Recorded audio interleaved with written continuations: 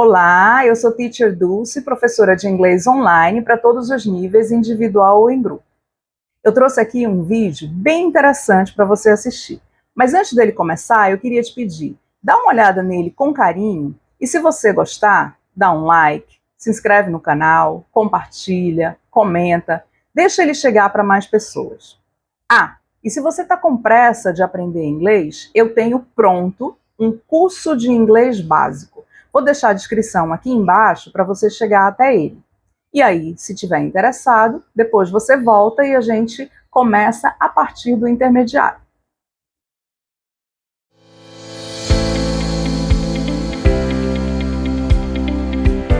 Olá, nossa entrevista hoje é com a doutora Dina Fabrício. A doutora Dina vai falar sobre doenças no couro cabeludo.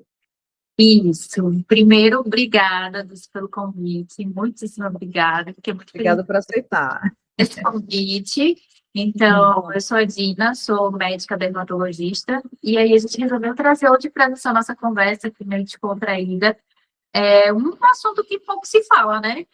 Na dermatologia, que são as doenças do couro cabeludo, e tentar esclarecer algumas dúvidas, quebrar alguns mitos aí que existem sobre esses fatos. E assim, quando a gente fala em doenças do couro cabeludo, a gente está falando de muita coisa? São muitos? Muita coisa. Vamos lá. Acho que primeiro a gente tem que esclarecer o básico, né? Então, o dermatologista ele é um médico especialista em doenças da pele, doenças da unha e doenças do couro cabeludo. Especificamente as doenças do couro cabeludo, existem dezenas de doenças, dezenas, que pouco se fala, pouco é visto, né? A gente vê muito agora com as redes sociais, na mídia, divulgação da parte estética da dermatologia. É um braço de uma área que é bem gigantesca. Então, quando a gente fala de dermatologia, é uma área muito ampla. E dentro dela, a gente tem a área específica de doenças do couro cabeludo, onde a gente estuda essas doenças. E aí, outro ponto importante a gente esclarecer. É muito comum a pessoa chegar para a gente, o paciente chegar e falar assim, doutora, eu tenho alopécia. Calma lá. Vamos definir. Já chega trazendo o diagnóstico. Alopécia. Então, vamos lá. Definir. O que significa alopécia, né? Alopécia nada mais é do que uma perda definitiva ou temporária de cabelo ou de pelo de qualquer área. Então, a alopécia, por si só, não é um diagnóstico. Então, você não tem um diagnóstico de alopécia. A gente diz na dermatologia que toda alopécia tem nome e sobrenome. Então, a alopécia, para mim, é um sinal. Eu costumo fazer a seguinte analogia. É como se você tivesse com febre. Eu estou com febre, ok. Mas essa febre é causada por quê? É por uma infecção? É por uma neoplasia? Qual é a causa dessa febre? Então, quando você diz para mim, eu tenho alopécia, ok, eu só consigo presumir que tem uma perda ali de cabelo. Mas qual é a causa? Então, dentro das doenças do couro cabeludo, a gente tem a alopecia androgenética, a alopecia frontal fibrosante, a alopecia areata, foliculite decalvante, foliculite dissecante, enfim, dezenas. É importante a gente entender qual é o diagnóstico, porque a causa dessas doenças são diferentes.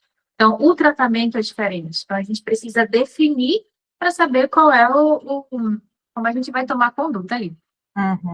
E esses exames, eles são feitos de que forma?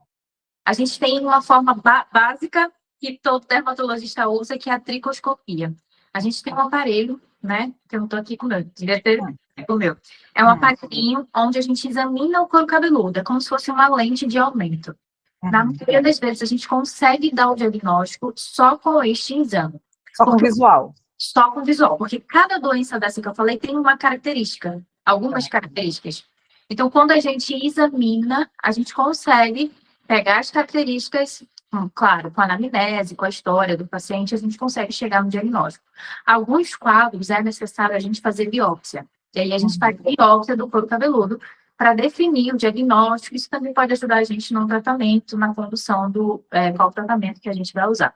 Então, na maioria das vezes, o diagnóstico é clínico, através da tricoscopia, mas algumas vezes a gente precisa fazer uma biópsia também.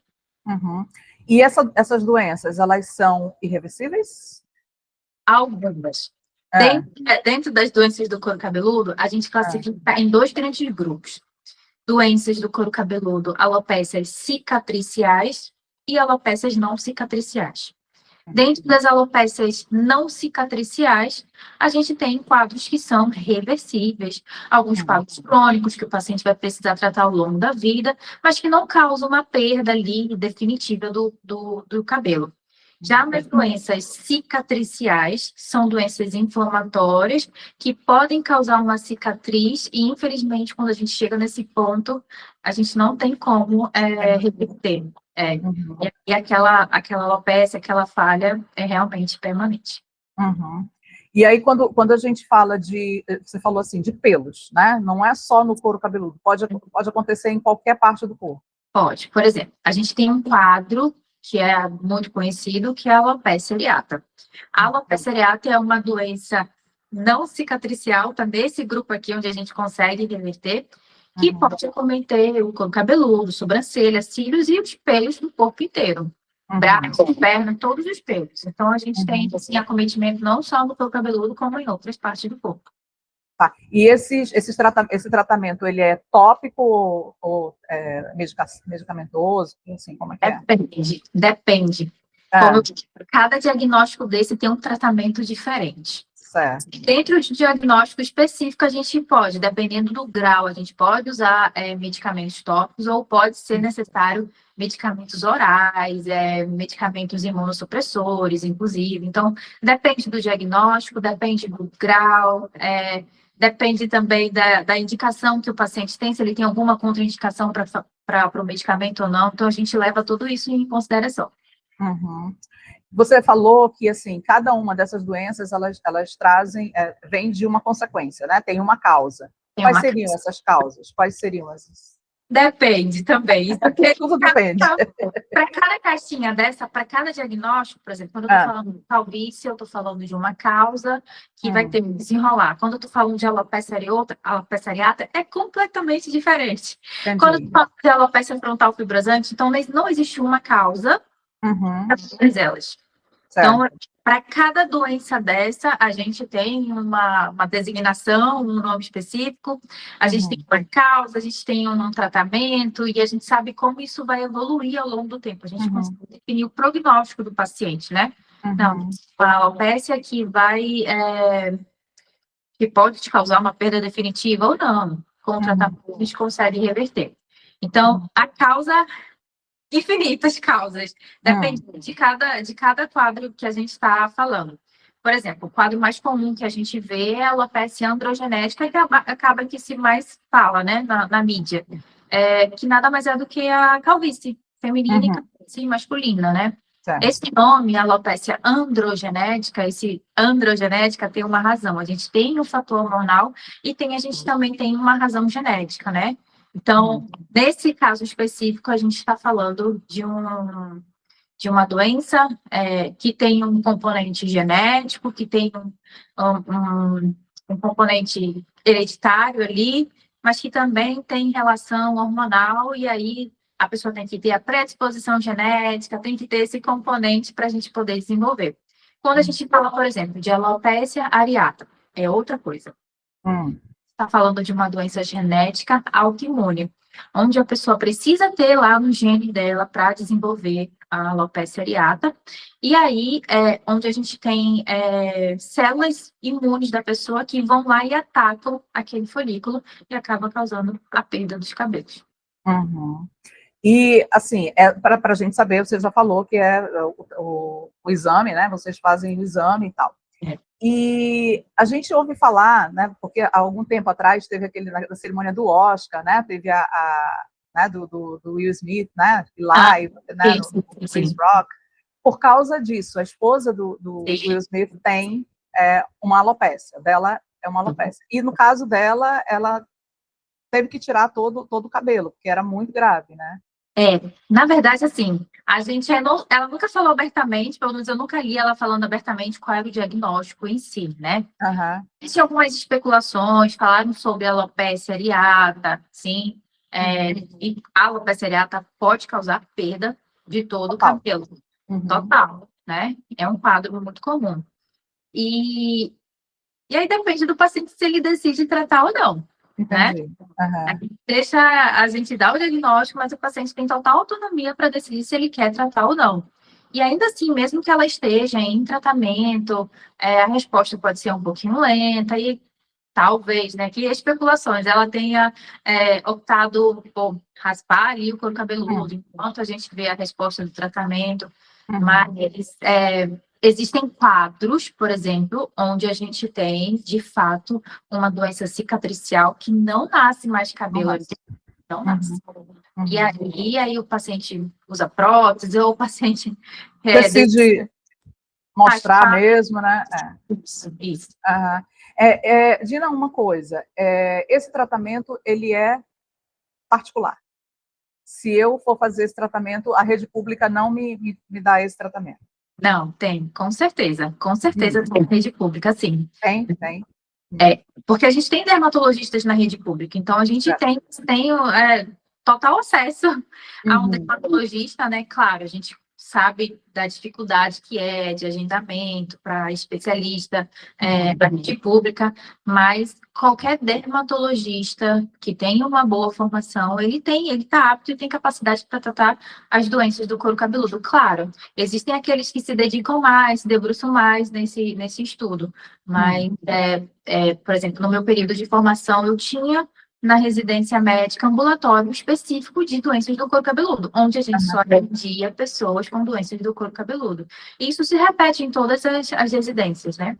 Tá. Mas eu estou falando com relação a valores, porque é um tratamento caro, então. Acho que você está querendo falar dos procedimentos que a gente tem. Dos procedimentos. Tá. Alguns serviços, especialmente esses de residência médica, eles oferecem um serviço totalmente grátis. Faz parte, né? Faz parte do aprendizado ali do residente desenvolver essa habilidade, isso faz parte. Então, quando a gente está falando de SUS, não, claro, existem algumas tecnologias que a gente usa, existem alguns procedimentos que a gente consegue fazer somente em consultório particular, porque o SUS não detém tal tecnologia, digamos assim. No geral, o padrão ouro do tratamento das doenças são medicamentos. A gente consegue esses medicamentos, consegue o atendimento. Não todos os medicamentos. Alguns medicamentos, eles são medicamentos de alto custo. A gente consegue, sim, dentro do SUS. Agora, tem outros medicamentos que realmente o paciente consegue comprar. No geral, esses medicamentos de padrão ouro, de tratamento que a gente usa oral ou tópico, o custo não é tão alto. Quando é um medicamento, assim, imunossupressor, que tem um custo muito alto, a gente consegue pelo sistema único de saúde. Ah, legal. É bom saber, né? É bom saber que não estamos desamparados. Não, é bom saber, sabe, Dulce, porque até quando eu lembro na época que eu fazia a faculdade, eu não tinha noção que existia essa gama de doenças do couro cabeludo, e muito menos que existiam ambulatórios na rede pública específico para tratar esse tipo de doença. Então, o meu primeiro contato foi durante o período da faculdade, assim, abriu meus olhos, e eu falei, nossa, tem uma coisa aqui que está acontecendo que a maioria das pessoas não sabem, nem mesmo assim. Os estudantes, na faculdade a gente estuda muito pouco sobre as doenças do couro cabeludo e acaba se aprofundando mesmo na especialização durante o período da residência.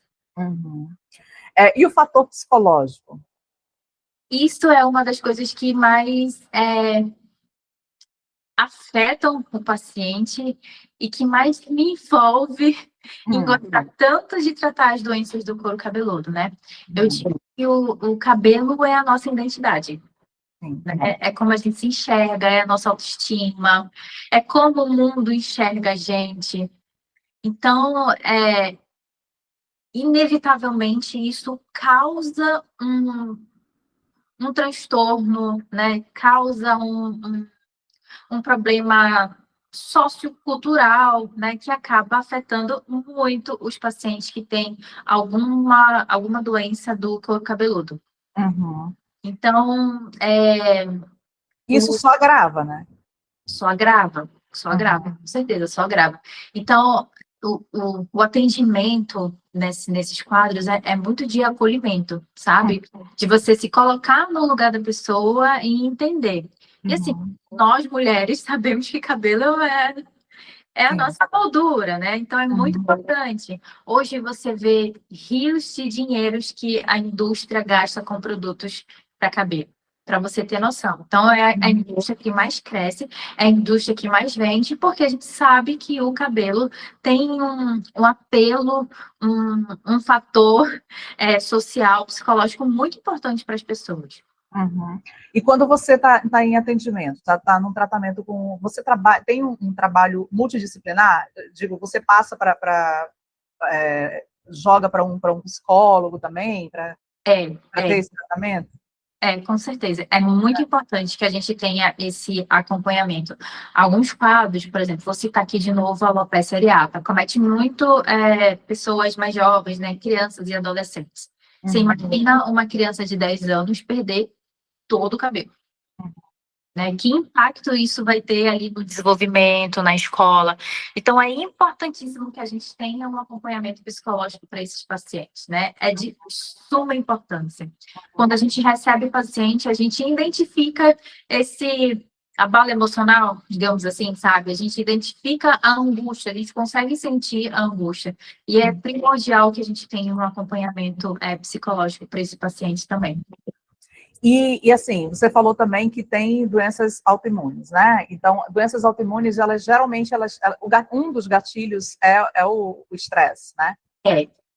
Por exemplo, novamente, falar da alopecia areata. A alopecia areata é uma doença genética onde o estresse pode ser um gatilho para desencadear aquele quadro, né? Então, não é que o estresse causa a alopecia areata, mas eu preciso ter a genética para desenvolver, mas o estresse pode ser um gatilho.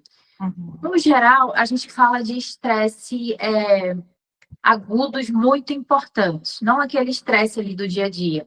Se aconteceu alguma coisa, perdeu um emprego, perdeu alguém da família, enfim, um impacto emocional muito grande. Outra causa que a gente tem, onde a gente tem esse estresse, esse fator emocional muito importante, é no eflúvio telógeno agudo, que é um tipo de queda de cabelo que o paciente perde muito cabelo, às vezes perde até 50% do cabelo, então a gente pode ter casos muito graves, onde o estresse pode ter sido o gatilho, mas novamente, não é aquele estresse do dia a dia, é um estresse muito agudo.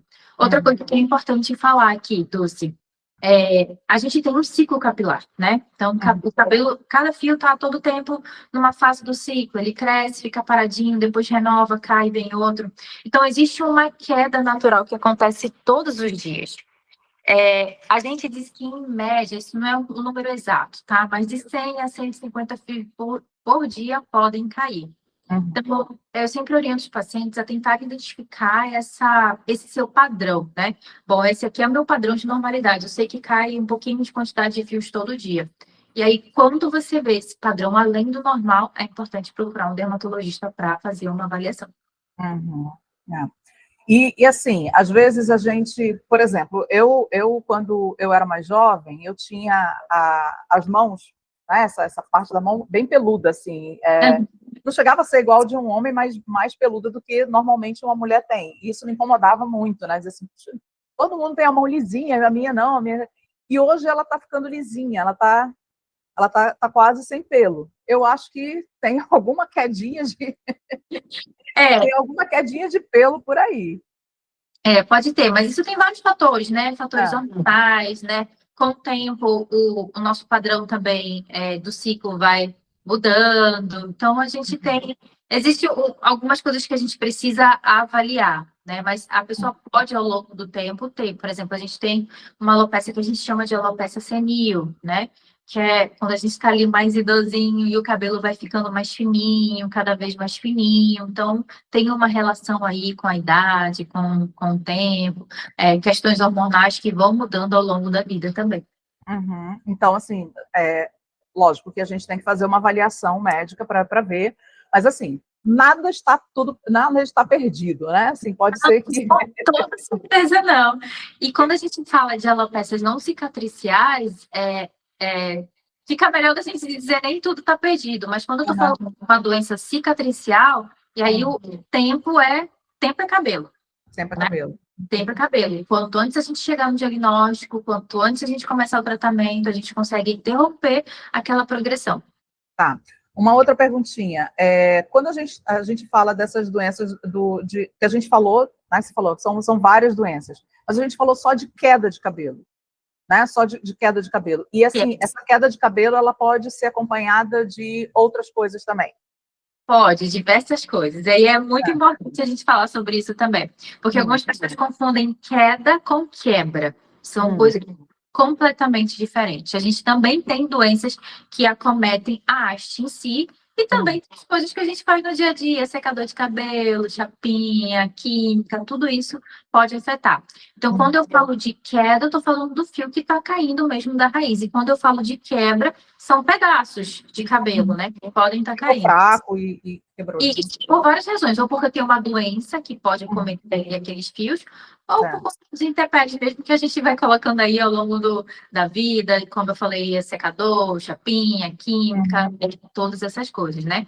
E nada impede das duas coisas estarem associadas. Inclusive, é muito comum, né, no consultório, a gente acaba atendendo um número muito grande de pacientes com calvície, uma paciente, por exemplo, feminina que tem calvície, mas faz alisamento, usa chapinha todo dia. Então, além da gente ver o quadro ali da calvície, a gente vai ter uma quebra. E eu brinco que é o pior dos mundos. Juntou as duas coisas, né? E o cabelo quebrado, né? É de volume e dá aquela sensação de que tem pouquinho cabelo mesmo. E, assim, ferimento na cabeça também causa, essas doenças, elas também causam algum tipo de ferimento. A gente tem alguns tipos de alopecia, alguns tipos de foliculite que cursam com lesões no couro cabeludo. Assim, tem também a famosa dermatite seborreica, que as pessoas chamam de caspa.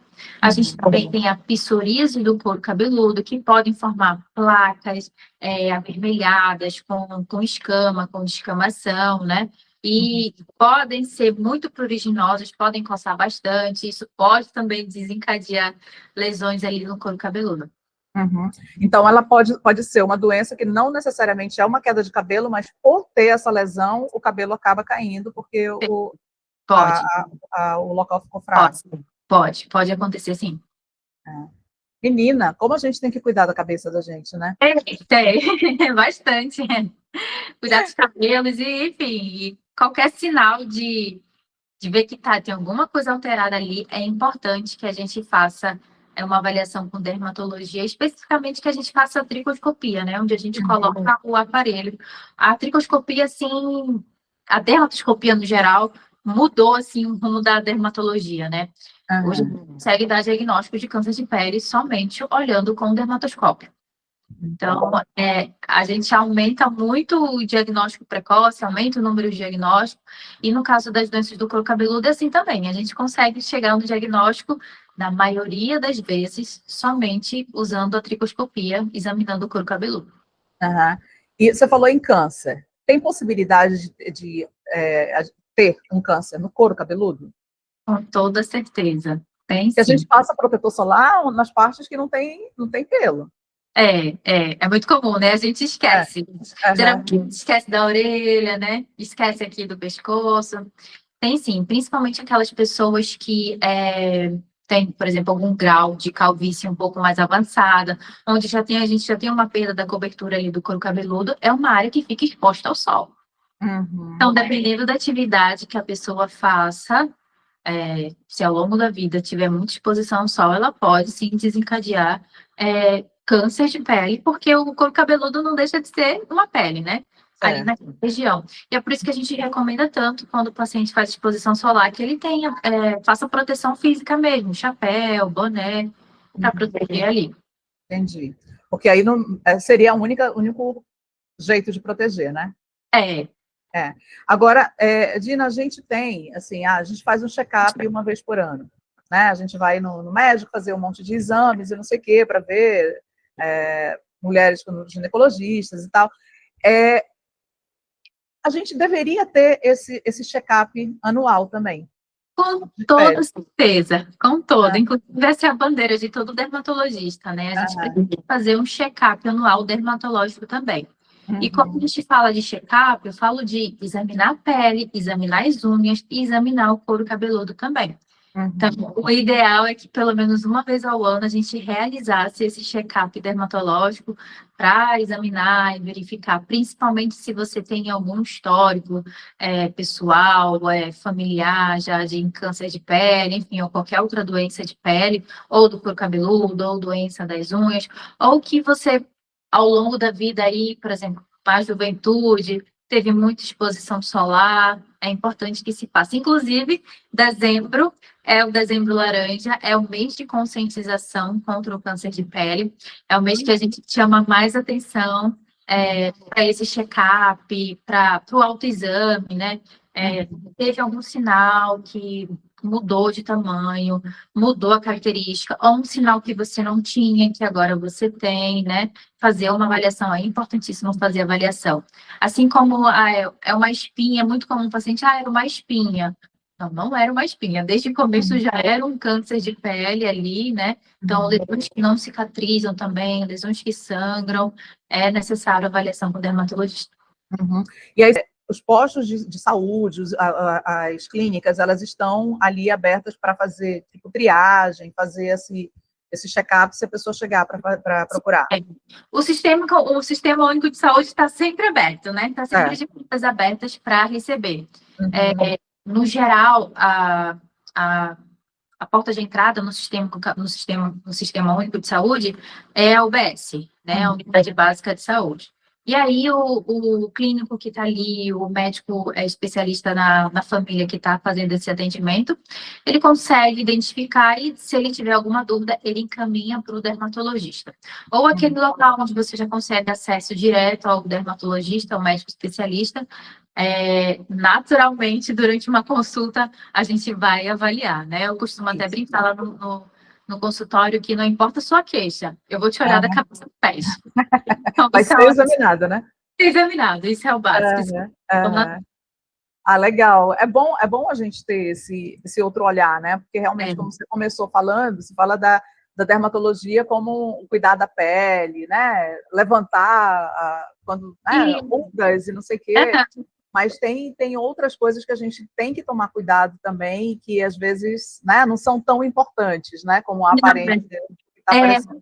Assim, para você ter uma ideia, a dermatologia tem mais de 3.000 doenças catalogadas. 3.000 doenças. Então, é muita doença. Mas a gente entende hoje que com o movimento da mídia, com as redes sociais, né, acaba que divulga aquilo que é o belo, que é o que chama atenção, e acaba que a parte estética acabou dominando essa parte, né? Mas dermatologista raiz, aquele dermatologista mesmo, ele trata da cabeça aos pés. Então, nós estamos aptos para tratar qualquer doença, assim como também realizar um procedimento estético também. Fazer tudo, né? Fazer tudo. Obrigada, Dina. Amei nossa conversa. Eu que agradeço. Se tem parecido alguma dúvida. Com certeza. Mas assim. Deixa aí que eu respondo. Tá bom, a gente pode deixar nos comentários aqui quem quiser fazer alguma pergunta e só perguntar para a doutora Dina. Obrigada, tá, meu bem? Obrigada. Doce. Beijo. Beijo.